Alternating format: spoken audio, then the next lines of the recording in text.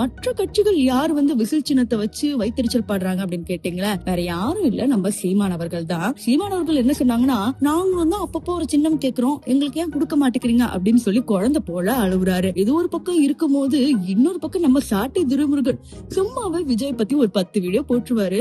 இன்னைக்கு 11வது வீடியோவா என்ன தெரியுமா போட்டாரு, இந்த மாதிரி அனில் பக்கம் எல்லாம் விசில் கொடுத்துட்டாங்க, அதனால பிபி பிபின்னு குத்திட்டு வச்சுட்டே திரிவாங்க அப்படிங்கிற மாதிரி அவங்களோட வைத்தறிச்சல கூட்டிக்கிட்டு தான் இருக்காங்க. இதுல இன்னொரு வைத்தறிச்சல், மறைமுகமான வைத்தறிச்சல் யாருக்குன்னா திமுகக்கு தான். ஏன்னா காங்கிரஸ்ல இருக்கிற ஒரு முக்கியமான பிரமுகர் சக்கரவர்த்தி என்ன தெரியுமா சொல்லிருக்காரு, இந்த மாதிரி அவர் வாயில விசில் இருக்கிறதுனால அவர் ஊத ஊத மிச்ச கட்சிகள் ஓடும் பாரு அப்படிங்கிற மாதிரி சொல்லிருக்காங்க. ஆக்சுவலி காங்கிரஸ் டிஎம்கேவும் கூட்டணி தானே, இவர் என்ன இப்படி சொல்றாரு அப்படிங்கிற மாதிரி கொஞ்சம் மாறி இருக்கு. ஒருவேளை காங்கிரஸும் தாவேக்காவும் சேர்றதுக்கு இதுதான் ரைட்டான டைம் அப்படிங்கறது நான் எதிர்பார்க்கிறேன். எப்படியும் விசில் வச்சு அலப்பற பண்ண போறாங்கன்னு தெரியும்.